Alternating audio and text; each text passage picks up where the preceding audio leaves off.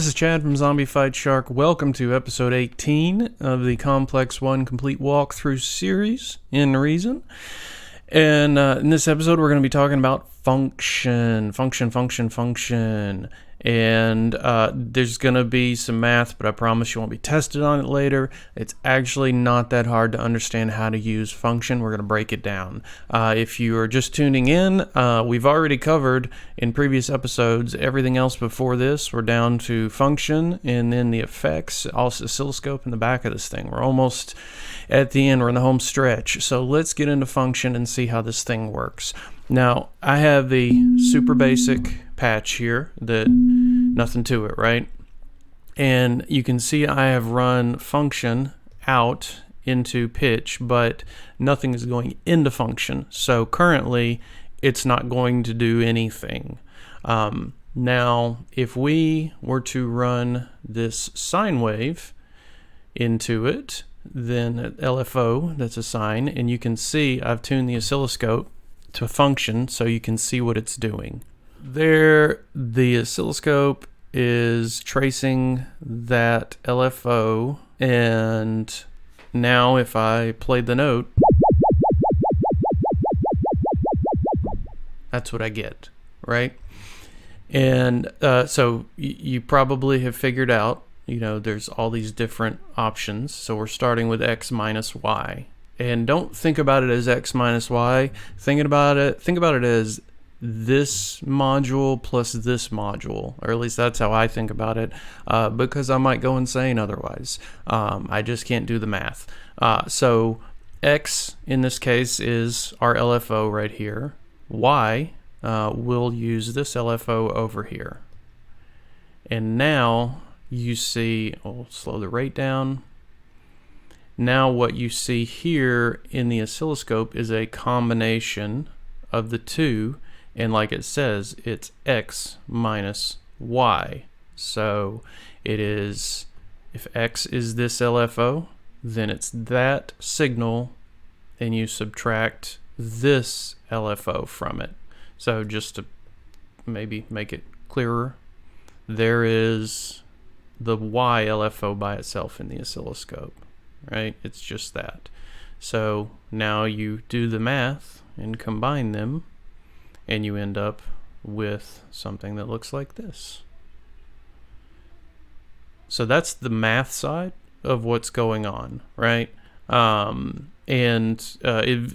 quickly that you can do some maths and make this very logical, but it kind of devolves into chaos fairly quickly. But those two combined, X minus Y going to pitch, does this to the pitch. So the second formula is the full wave rectifier, which is X plus Y, and it makes whatever you use, it's going to be a positive value.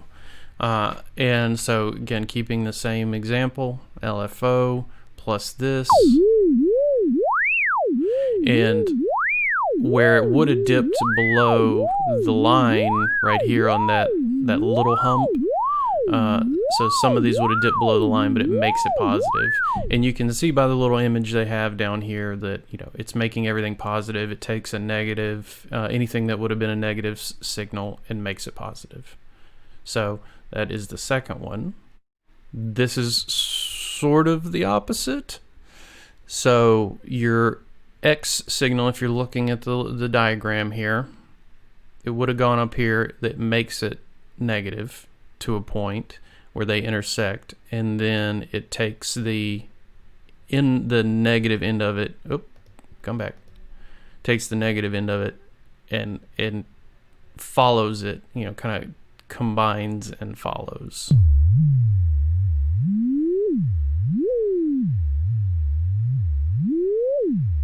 So it's not 100% negative all the time, but it's mostly negative signal.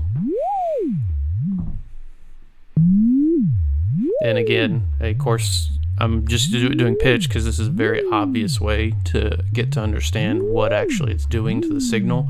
But we'll play with it and show a couple of examples, other stuff in a minute. And so max is the opposite, where it's just adding the most positive of the two different signals. So just keeping the top end, and you can hear it go wow wow. So yeah, see wow wow, like that, where it's doing exactly what it shows in this picture, just applying it to pitch. X is greater than Y, right? And it is making it either one or the other, 1 or a 0. And so what it's outputting is either the top or the bottom. And you're not getting all the stuff in the middle of it, because I haven't changed any of the other stuff. It's just outputting whatever the top is or whatever the bottom is.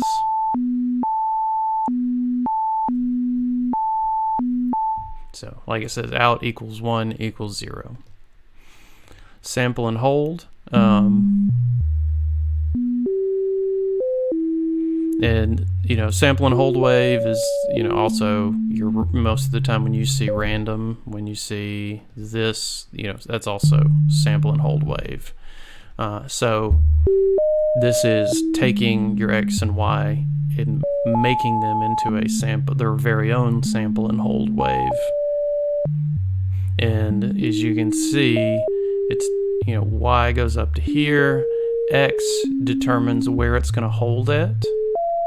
When the two intersect, then you get, that's where your notes are coming in, and they keep intersecting, and it keeps changing the notes. So there actually is going to be a pattern. It may be a very long pattern to it, but there is going to be a pattern to it eventually. If you want it to be totally random, then you could run white noise into it, and then the intersection is going to be totally random, because it's wherever they meet.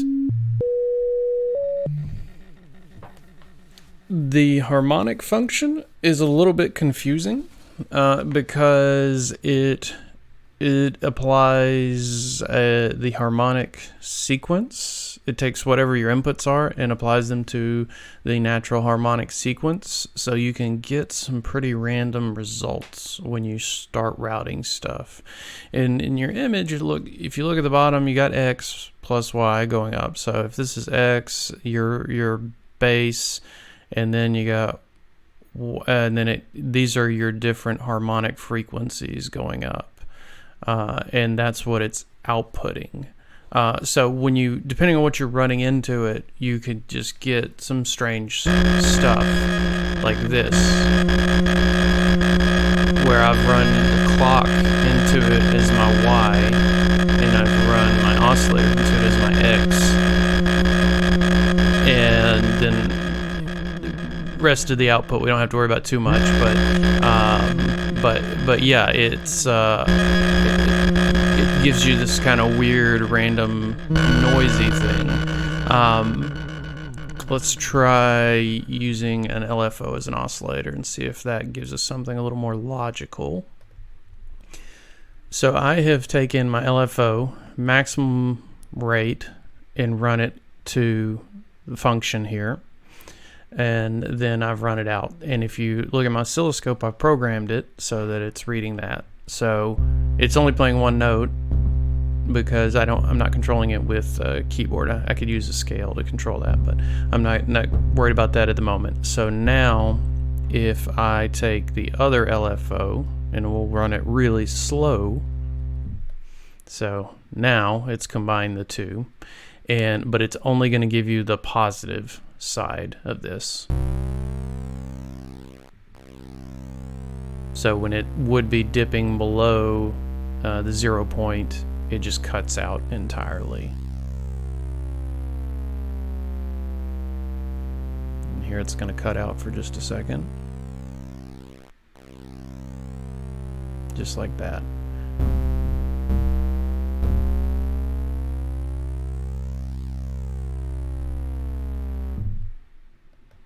And if I adjust the rate, you can hear the harmonics, it adds more harmonics and starts to get a little more interesting of a sound, adding some more higher end stuff.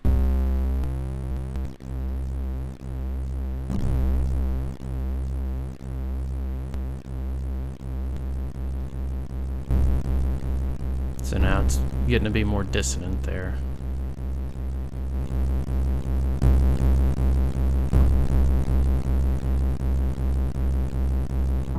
And as a final example here, I have I've run my oscillator into the X, and then so that then Y is my LFO again. And as you cruise through, I kept the rate all the way up, and as you cruise through the different settings, then you get some different harmonic content. It's very playable.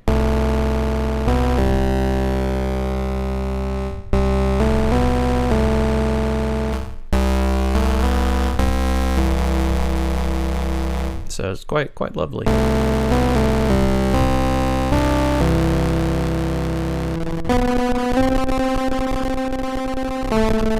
Little madness.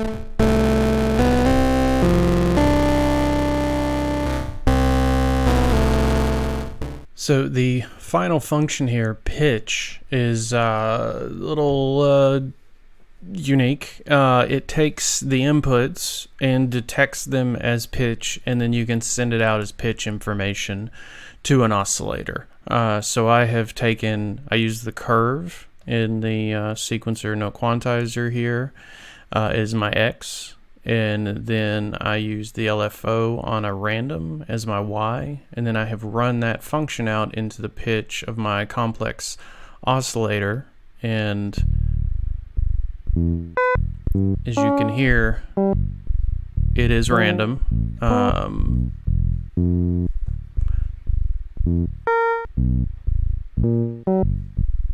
And it's, as pitch is detected, I guess it sends it, it's trying to land on harmonic pitches. So this one's kind of unique. It's got that singular function to be used with pitch, but of course you can run it into anything, just like you can on every single module. So let's see if we do two different LFOs, what kind of function we get out of it. So this is kind of cool. I took the wave coming out of clock and LFO into X, and then I took another triangle wave into Y, and kind of came up with a cool bass line. And yeah, it's diatonic, or not diatonic, but it's chromatic notes, and it's just trying to stick to those chromatic notes, which makes for some interesting results.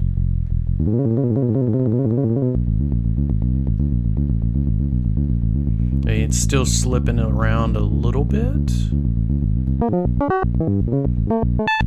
So there, I got a square and a triangle combined. So it's sort of banana sandwich.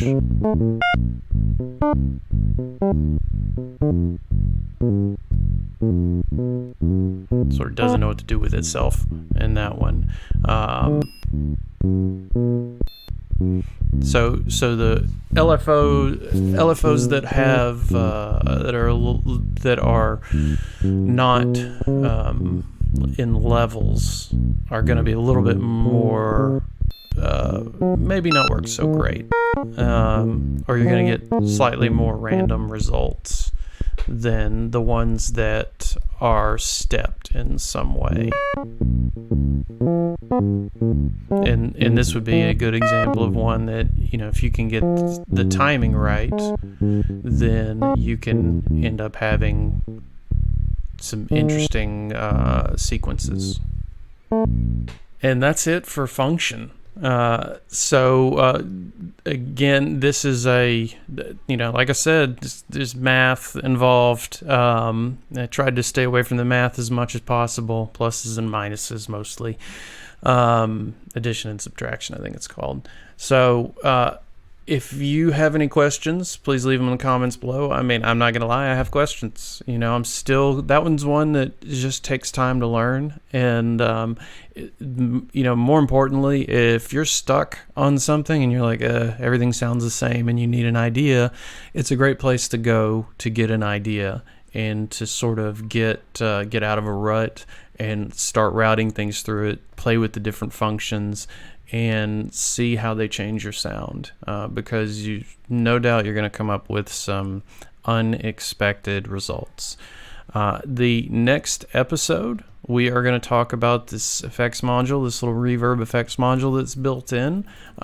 Be a pretty easy one, won't take long. We're just going to demo these and talk about them a little bit. And after that, it'll be oscilloscope and then the back, and we're done. So thanks for your eyes and ears. Like and subscribe if you appreciate this content, so I know I should keep making it. And I will see you next time. Cheers.